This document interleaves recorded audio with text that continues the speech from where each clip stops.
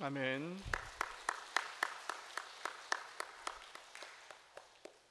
찬양 감사합니다. 매주 찬양이 굉장히 가사가 마음을 많이 울리네요. 문 밖에 서서 기다리시는 주님, 기다리게 하지 말고 오늘도 마음을 활짝 열어 주님의 음성을 들으실 수 있기를 바랍니다. 다시 한번 하나님께 영광의 박수 올리겠습니다.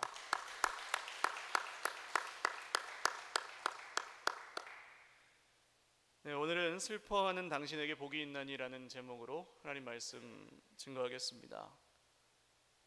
제게 이제 사촌 여동생이 한 명 있어요. 나이는 같은데 한 생일이 6개월쯤 차이가 나요. 저를 오빠로 아주 극진히 늘 대접해주는 참 좋은 동생입니다. 지금 이제 외국에 나가 살고 있는데 이 친구가 굉장히 에너지가 많아요. 막 힘이 넘쳐요.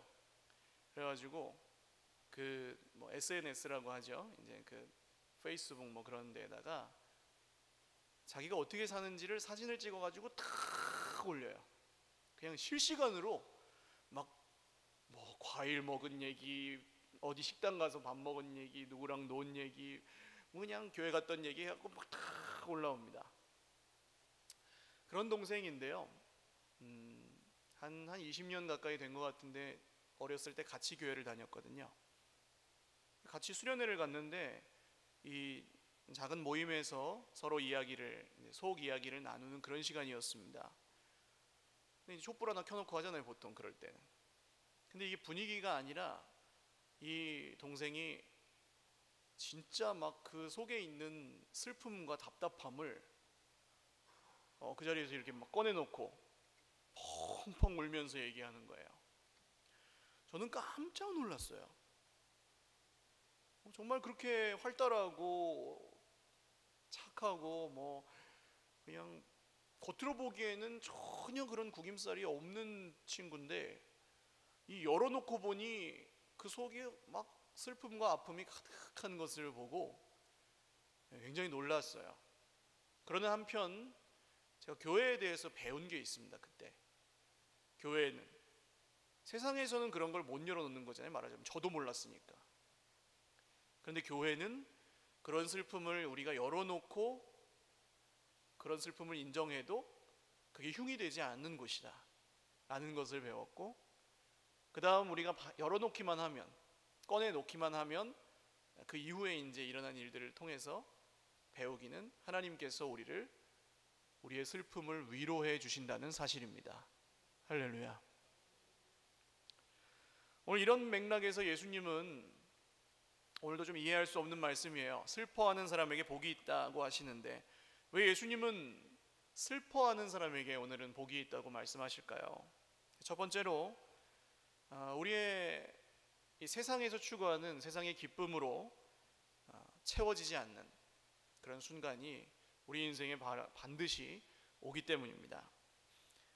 세상은 기쁨을 좋아하고 슬픔을 싫어합니다. 실패를 싫어하고 성공을 좋아해요. 당연한 얘기죠. 그래서 슬픈 일이 없기를 바라고 또 그 슬픔을 스스로 위로하기 위해 쾌락을 추구하거나 성공을 추구합니다. 잘 되기를 원하고 기쁜 일만 있기를 원해요. 내가 좋아하는 것을 하기 위해서, 그래서 그 슬픔이 없어질 수만 있다면 사람들은 시간과 돈을 아끼지 않습니다. 그런데 그렇게 살아도 없어지지 않는 슬픔이 있을까요? 없을까요? 있으세요? 없으세요? 있습니다. 종종 만납니다. 전보다 우리는 더 자유롭고 경제적으로도 나아졌지만 오히려 슬퍼하는 사람들은 더 많아졌습니다. 세상이 더 좋아졌으면 노력하는 사람들도 더 많아졌고 하면 이 슬픔이 줄어들어야 되는데 줄어들지 않고 오히려 더 많은 사람들이 슬픔 가운데 살아가는 것도 봅니다. 근데 이 당연한 거예요. 갓난아기는 태어나자마자 뭘 합니까? 갓난아기가 태어나자마자 하는 거 객관식으로 또 드려야죠. 1번은 운다, 2번은 웃는다. 1번이에요. 울어요. 슬퍼합니다. 태어나자마자 슬픔이 시작돼요. 안 울면 때리죠. 그래서 울게 해요. 호흡을 틀려고. 갓난아기는 우는 것, 슬퍼하는 것이 어떤 살아있는 증거라고 표현할 수도 있겠어요. 그리고 그 아기에게 이제 계속 울 일이 계속됩니다. 계속 울죠. 이제 대소변을 보면 울고, 예? 배가 고프면 울고, 엄마가 안 보이면 울고, 전 물렸다가 뺏으면 울고, 졸리면 울고, 아프면 울고. 이 아무것도 모르는 아기가 세상에서 태어나서 가장 먼저 뼈저리게 경험하는 감정은 슬픔이에요. 슬픔. 그런데 더 슬픈 일이 있습니다. 이 아이가 나이가 들어가면서 슬픈데도 자기를 감추고 억눌러야 하는 세상을 살아가요. 그런 법을 배워가요. 그래서 슬픔을 감추고 겉으로만 기뻐하는, 겉으로 괜찮은 척하고 살아가는. 왜냐하면 그게 열어놓으면 흉이니까, 약점이 되니까. 그리고 솔직하게 슬퍼하면은 이 세상은 좀 이상하게 여기죠. 너 왜 울어? 너 왜 그래? 그러지 마. 막 하고 막 나무라고 뭔가 막 정답을 제시하려고 하고 그러잖아요.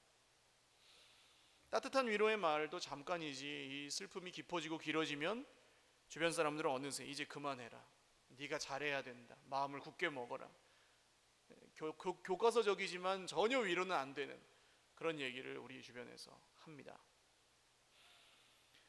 뭐 일례로 여러분, 배우자, 남편이나 아내들이 계시다면 배우자에게 진정한 위로다운 위로를 마지막으로 받아보신 게 언제세요? 그리고 반대로 배우자에게 진짜 위로다운 위로를 마지막으로 해주신 적은 언제입니까?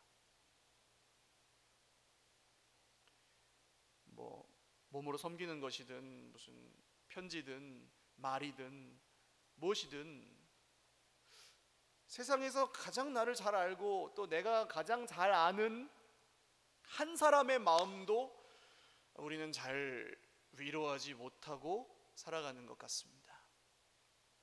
그러다 보면 눈물이 이제 점점 메말라요. 눈물도 안 나요. 내 알맹이는 아직도 엄마 젖을 빼앗기고 엉엉 울고 싶은 그런 갓난아기 같은데, 이 세상은, 바쁘게 돌아가는 세상은 우리가 그렇게 우는 것을 허락하지 않습니다. 그래서 어른들은 이제 속으로 울죠. 남몰래 울어요.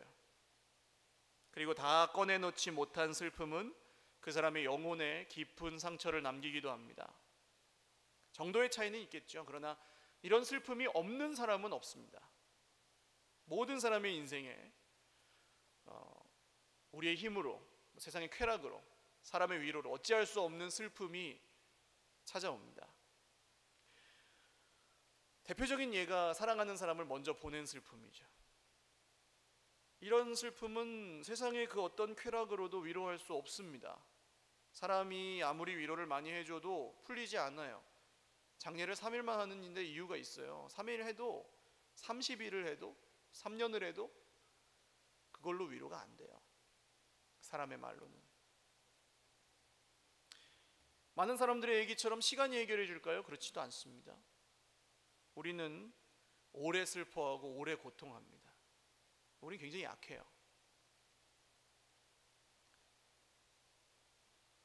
그래서 오늘 예수님이 말씀하시는 이 복에 참여하기 위해서 우리는 우리 인생에 그런 슬픔이 있다는 것을 애써 외면하지 말고, 부정하지 말고 인정하고 직면해야 합니다.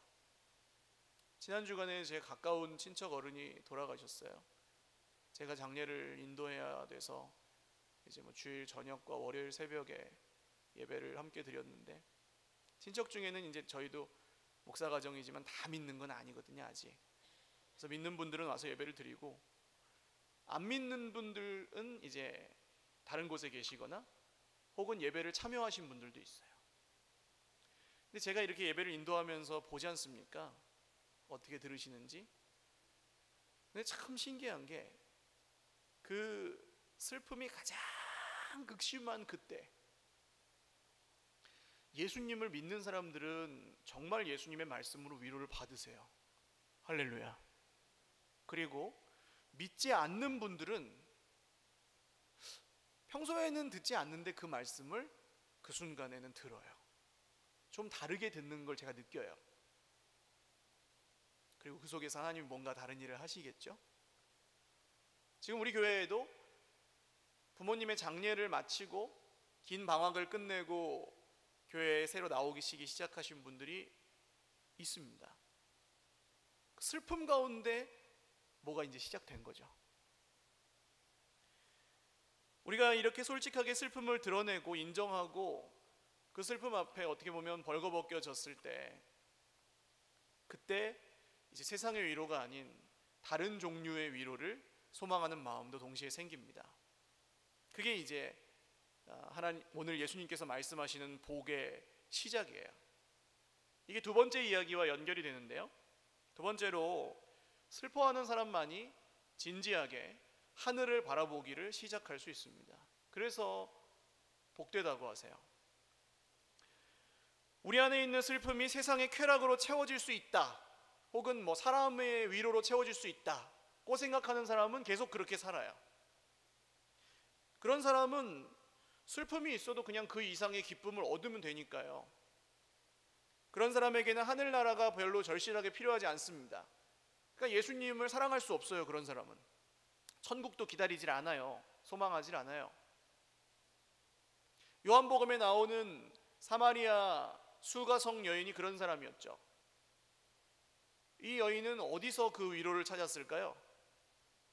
어디서 그 슬픔을 채우려고 했을까요? 남자에게서 찾으려고 했습니다. 그래서 결혼 관계가 아닌 남성이 6명이나 있었어요.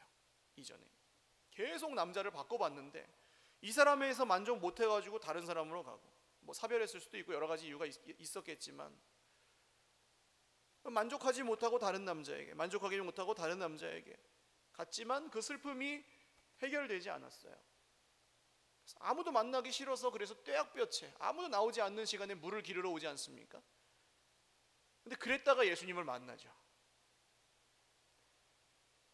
웃고 떠들고 즐기고 할 때 사람은 다른 데 관심이 별로 없습니다.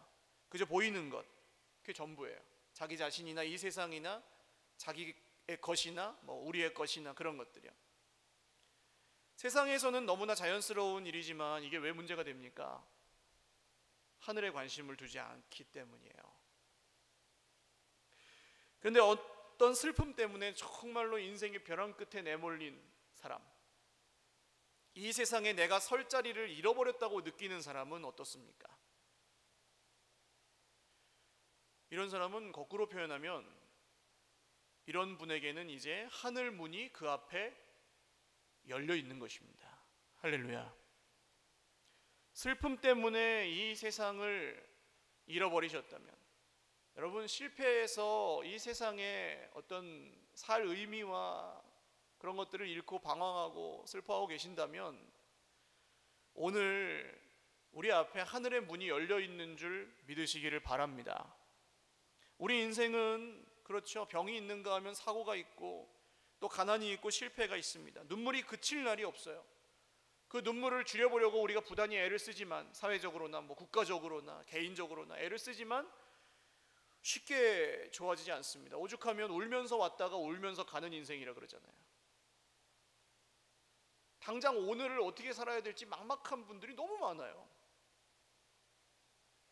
충분히 가져도 늘 모자랍니다. 쾌락을 추구해보면 알죠.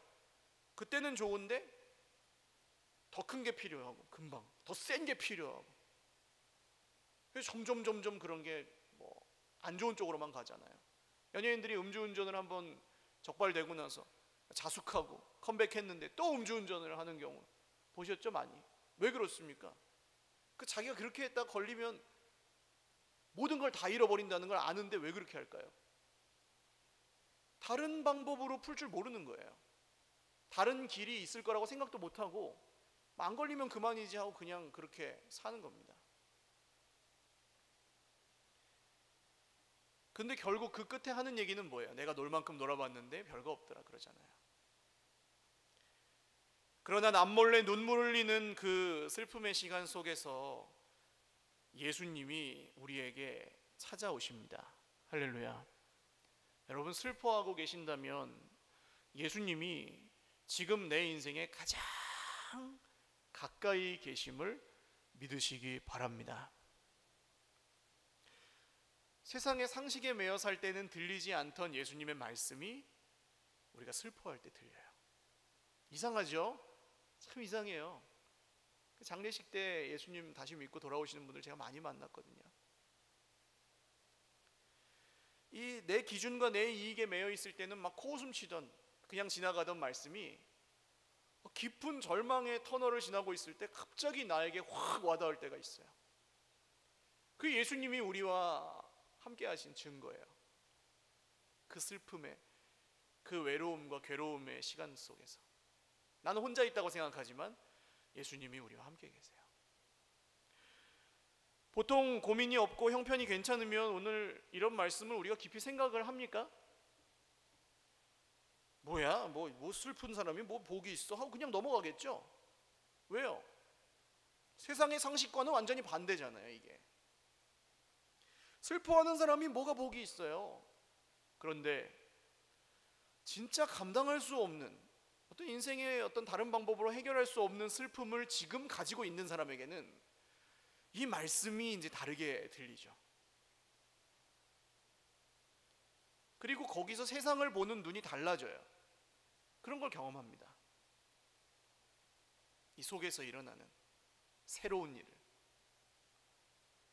바로 그때 슬퍼하는 당신에게 복이 있다는 예수님의 말씀이 이루어집니다. 할렐루야. 여러분, 인생의 가장 슬플 때에 주님의 음성이 들리는 은혜가 있으시기를 주님의 이름으로 축원을 드립니다. 새롭게 들리는 은혜가 있으시기를 주님의 이름으로 축원합니다.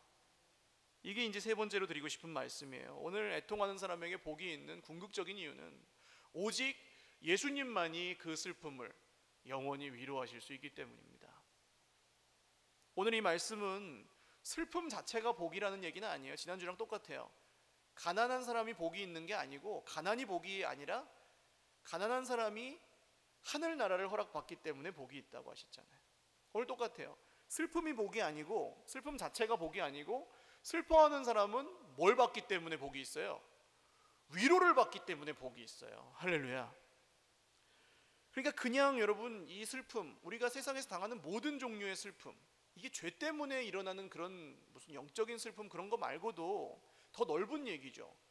그냥 모든 종류의 슬픔이 우리를 괴롭히고 억누르고 힘들게 할 때, 그때 우리는 그냥 참고 그냥 견디는 게 아니에요. 무조건 막 잊어버리려고 애쓰시는 게 아니에요. 시간 지나도 해결 안 된다는 거 우리가 알잖아요. 슬픔이 있어요. 그러나 그 슬픔을 위로받습니다. 이게 복이에요. 세상의 그 어떤 것으로도 위로할 수 없는 슬픔을 예수 그리스도께서 위로하십니다. 할렐루야. 여러분, 그냥 슬퍼하고 견디고 기다리기만 하면 그 슬픔은 사람의 속에 계속 쌓입니다. 자꾸 쌓이고요, 그걸 곱씹고 묵상하게 되고요, 더 커져요. 화로 쌓이고 분노로 쌓이고 한으로 쌓여요. 차곡차곡 쌓아서 이게 병이 되기도 하고 뭐 우울증 되기도 하고 점점 커지기만 해요. 견디고 버틴다고 좋아지는 게 아니라는 겁니다. 이런 슬픔이. 맹정현이라는 심리학자가 쓴 멜랑콜리의 검은 마술이라는 책이 있는데요, 제가 좀 관심이 있어서 읽어봤는데 여기 재밌는 표현이 나와 소개할게요. 이 TV에 이제 뭐 우울증 환자에 대한 보도가 나오면, 그러니까 전 국민의 10명 중에 몇 명은 우울증이라는 통계가 지금 보고되고 있습니다. 우울증의 증상은 이런 것이고 뭐 어쩌고 저쩌고 막 이렇게 그 뉴스가 나오면요, 갑자기 정신과를 찾는 우울증 환자가 많아진대요. 그래 맞아, 내가 우울증이라서 그랬구나 하는 거죠. 이 속에 있는 누구나의 속에 있는 그 슬픔이 이제 그걸 딱 들으면 그래서 그랬구나 하고 그냥 그렇게 믿어진다는 거예요. 그러니까 막 10명 중에 심하게는 9명은 우울증 환자다, 그런 보고까지 나올 정도잖아요. 신뢰할 수 없지만. 근데 이 심리학이나 병리학적이 아니라도 이 목회자들도 그런 케이스를 많이 다루지 않습니까? 다룬다고 하니까 좀 이상하네요. 영혼을 섬기는데 그런 분들을 만나잖아요. 힘든 분들, 슬퍼하는 분들을. 근데 정말로 우울증이어서 약이나 상담 같은 치료가 필요한 분들이 있고요, 사실은 그렇지 않고 아까 말씀드린 것처럼 믿음의 문제인 경우들도 있습니다. 그러니까 내가 우울증이라고 믿어버린 분들이 있어요, 가끔. 그래서 그러니까 믿지 말아야 될 것을 믿어서 그 슬픔에서 헤어나오지 못하는 분들, 예를 들어서 뭐 관계의 문제만 가지고 얘기를 해보면 저 사람이 나를 싫어한다, 이걸 믿어야 내가. 그럼 이제 그 사람하고는 그 믿음을 버리기 전에는 좋아질 수가 없어요. 그렇죠? 그 사람이 하는 모든 행동이 그렇게 이제 그 렌즈를 가지고 보게 되는 거예요. 저 사람 나 싫어하니까 저런 행동을 하는구나, 저 사람 나를 무시하니까 저런 말을 하는구나 하고 보게 되는 거죠. 사실은 안 그래요. 그 사람 별 생각 없이 하는 말이에요. 근데 나를 미워한다고 내가 믿으면 이제 그게 계속 나를 괴롭히죠. 관계를 깨트리고. 이런 걸 믿어버리면 이제 사실 여부에 관계없이 거기서 빠져나오기가 굉장히 어려워요. 그래서 우울증을 겪는 분들의 끝은 자기 비하의 어떤 마지막, 나는 죽어야 돼, 나는 살 가치가 없어, 살 힘이 없어, 뭐 이런 생각들도 하시지 않습니까? 근데 옆에 있는 사람들의 눈으로 보면 그게 사실이에요? 아니에요. 그러니까 이건 그냥 그렇게 믿는 거죠, 자기가. 믿지 말아야 될 것을 믿어서 생기는 문제, 이런 경우는 견디고 버틴다고 해결되지 않아요. 뭐 약이나 상담으로도 좋아지지 않을 수 있어요. 이런 건 그냥 믿음의 문제입니다. 그래서 우리가 정말 위로받기 위해서는 믿지 말아야 될 것은 과감하게 버리고 정말 믿어야 할 분을 믿으셔야 돼요. 할렐루야. 그걸 기독교에서 뭐라고 하냐면 회개라고 합니다. 믿지 말아야 될 것을 믿던 길에서 돌이켜서 정말 믿고 신뢰하고 의지해야 될 분을 따라가는 것을 회개라고 해요. 그러면 우리가 믿어야 될 사실은 무엇입니까? 히브리서 11장 6절 말씀에 보시면요, 이런 내용이 있어요. 믿음이 없이는 하나님을 기쁘시게 하지 못하나니 하나님께 나아가는 사람들은 반드시 하나님이 계신 것과, 1번이에요. 하나님이 뭐 어떤 거요? 계신 것. 그리고 두 번째는 자기를 찾는 자들에게 상 주시는 분이심을 믿어야 할지니라. 할렐루야. 여러분, 오늘 하나님의 위로와 하나님의 복을 바라고 이 자리에 나오셨다면 첫 번째로 뭘 믿으셔야 돼요? 하나님이 살아계신 것을 믿으셔야 됩니다. 할렐루야. 하나님이 살아계신 것만 믿어도 해결되는 게 아주 많아요. 너무너무 많아요. 진짜로 믿으면 해결돼요, 여러분.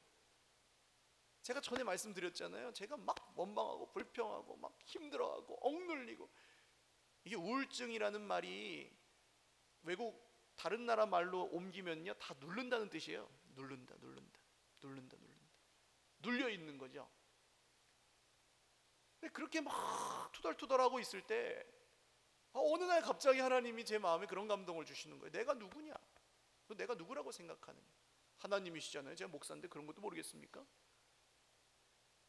근데 두 번째 하나님의 말씀은, 그런데 너 왜 그러느냐? 네가 진짜로 성경의 하나님을 믿으면 왜 그렇게 걱정하고, 왜 그렇게 염려하고, 왜 그렇게 네 맘대로 안 되면 속상해하고 화내고, 사람 때문에 안 된다 그러고 돈 때문에 안 된다 그러고 왜 그러고 있느냐? 네가 진짜로 하나님을 믿으면 하나님이 그런 분이냐? 이렇게 물으시는데 할 말이 없는 거예요. 안 믿고 있는 게 인정이 되더라고요. 안 믿고 있는 게. 그래서 제가 그때 예수님을 정말 새로 믿었다고 지금 고백합니다. 근데 믿으니까 형편은 하나도 안 바뀌었는데 믿으니까 풀리는 거예요, 문제가. 그리고 형편이 따라와요. 할렐루야. 여러분, 그런 위로를 받으시고 그런 은혜를 받으시기를 바랍니다. 믿지 말아야 될 걸 빨리 버리시고 믿어야 될 분을 믿으시기를 주님의 이름으로 축원합니다. 그게 진짜 위로예요.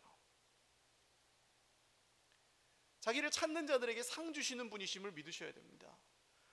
기대 없이 이 자리에 오시면 안 돼요. 하나님이 오늘 내게 무슨 말씀을 하실까? 하나님이 정말 내 속에 무슨 일을 하실까? 이 해결되지 않는 슬픔이 정말 주님의 말씀으로 위로받을 수 있다면 오늘 살아계신 하나님이 그 일을 하실 것이다. 할렐루야. 그런 믿음으로 이 자리에 나오실 수 있기를 주님의 이름으로 축원합니다. 우리가 얼마나 힘들게 사는지 하나님 모르실까요? 그냥 버티고 견디고 그냥 이신론이라 그러나요? 이 하나님이 만들어 놓고 뒷짐지고 그냥 이렇게 관찰하고 있다고 생각하는 신앙. 그러니까 악인들도 그냥 다 형통하고 그래 내버려 두고, 선한 사람들이 죽어가는데도 그냥 내버려 두고. 하나님 그런 분입니까? 아니에요. 여러분, 하나님은 우리의 아픔을 공감하신 나머지 인간의 몸을 입고 이 땅에 오신, 정말 우리의 말로 표현할 수 없는 놀라우신 은혜의 하나님이십니다. 오늘 그런 하나님이 인생의 가장 깊은 슬픔과 절망의 자리에 있는 나를, 내 마음을 아세요. 할렐루야.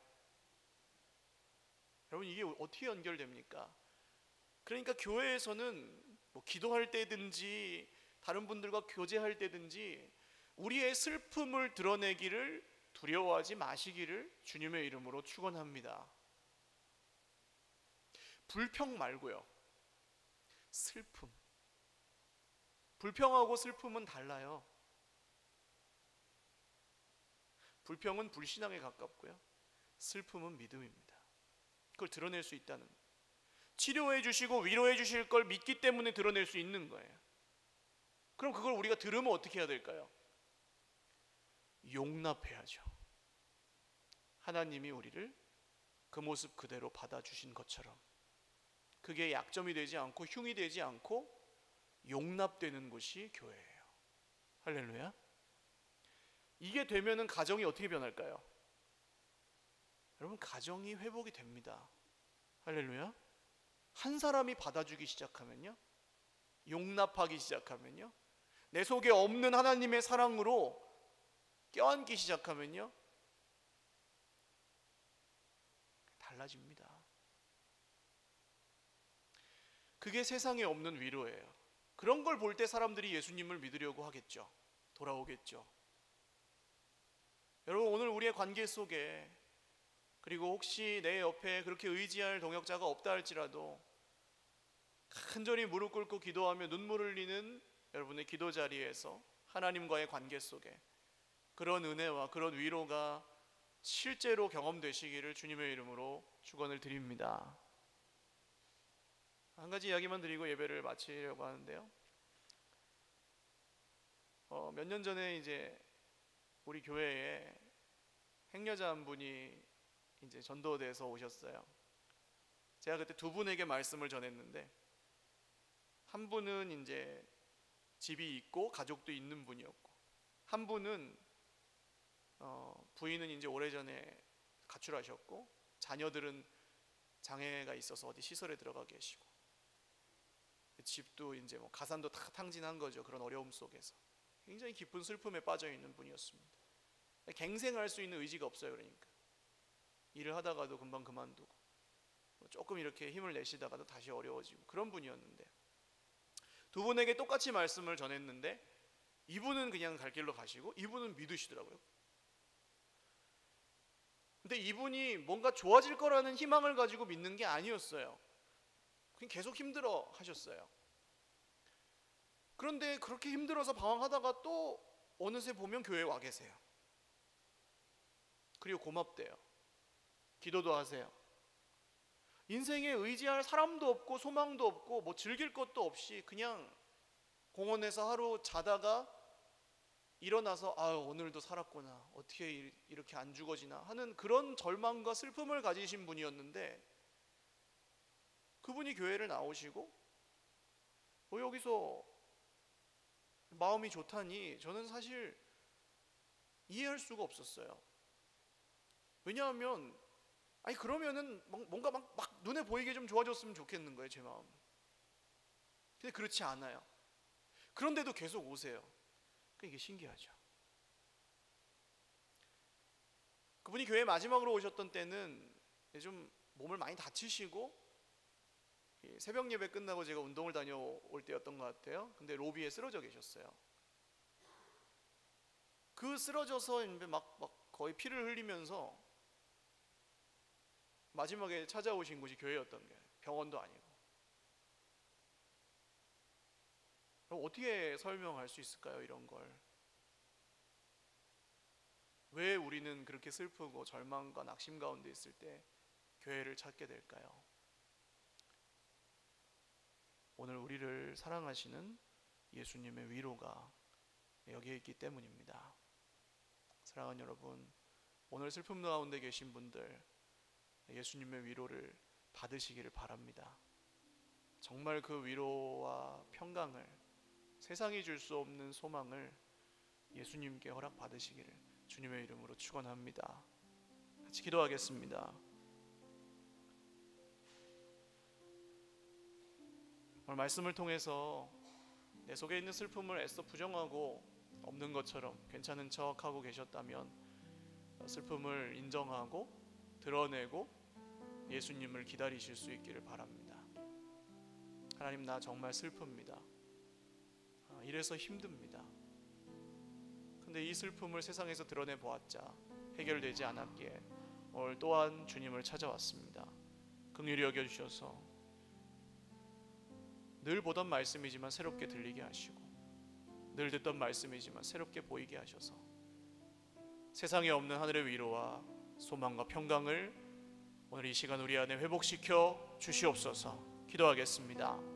하나님 아버지, 세상의 쾌락과 사람에게 위로받을 수 없는 슬픔과 절망과 낙심을 가지고 이 자리에 나온 지체들이 있습니다. 그렇게 살아가면서 괜찮다고 스스로를 속이기도 하고 또 믿어보기도 하지만 다른 방법으로 해결해 보려고 애쓰기도 하지만 해결되지 않았음을 주님 앞에 아뢰입니다.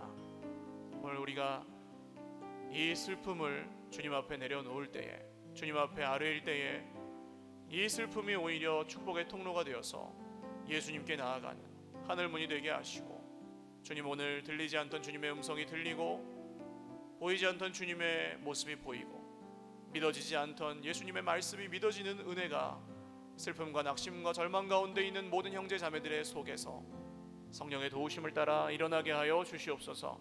말씀을 듣고 새롭게 하시는 주님의 은혜, 이 슬픔과 눈물의 현장에서 가장 우리와 가까이 계시는 주님을 더 많이 기대하고 믿고 의지하며 오늘 일어날 수 있게 하여 주시옵소서. 한 번 더 기도하겠습니다. 오늘 말씀을 듣고 진짜로 그런 슬픔이 내 속에 어떤 종류든 괜찮아요. 어떤 종류의 슬픔이든 세상의 것으로 해결할 수 없는 슬픔이 내 속에 있다고 인정되시는 분들은 한번 가슴에 손을 얹고 기도하겠습니다. 하나님, 나 정말 너무나 힘들어서 슬퍼서 자존심이고 뭐고 다 내려놓고 이 슬픔만 정말 회복될 수 있다면, 해결될 수 있다면 그냥 단순히 견디고 버티고 없는 척하고 사는 것이 아니라 정말 그런 위로가, 성경에 오늘 약속하신 그런 위로가 정말로 있다면 저 받고 싶습니다. 슬퍼하는 사람에게 복이 있다고 하셨으니 그 말씀을 믿겠습니다. 나를 위로하여 주시고 세상의 것이 아닌 하늘의 위로와 평강으로 오늘 이 연약한 손 위에, 연약한 마음 가운데 내려주시고 역사하여 주시옵소서. 1, 2분간 간절한 소망을 담아서 다시 한번 기도하겠습니다. 하나님 아버지, 사람의 말로 위로할 수 없는 슬픔이, 세상의 것으로 채울 수 없는 슬픔이 이 속에 있습니다. 오늘 그러한 형제 자매들을 축복하며 기도합니다. 눈물 닦아주시는 주님, 우리의 슬픔을, 우리의 아픔을 너무나 공감하신 나머지 이 세상에 인간의 몸을 입고 오셔서 죽으시고 우리의 당한 모든 고난을 대신 당하신 주님, 주님이 우리를 받아주신 것처럼 오늘 우리의 슬픔도 고백될 때에 스스로도 용납하고 서로를 용납하며 그 슬픔이 위로되는 진실하게 사랑하는 예수님의 제자 공동체 될 수 있도록 우리 서일교회 위에 함께하여 주옵소서. 정말로 이 자리에 나온 모든 지체들이 주님 앞에서 마음 놓고 울 수 있고 또 그 눈물을 기쁨으로 회복하여 돌아가는 은혜의 자리가 되게 하여 주옵소서. 아무것도 모르고 나온 채라 할지라도 예배하는 가운데 하나님의 역사하심으로 회복의 눈물, 치료의 눈물이 있게 하시고 애통하는 자에게 주시는 복, 하늘의 위로와 평강을 모든 오늘 슬퍼하는 지체들에게 주님의 말씀을 통하여 허락하여 주시옵소서.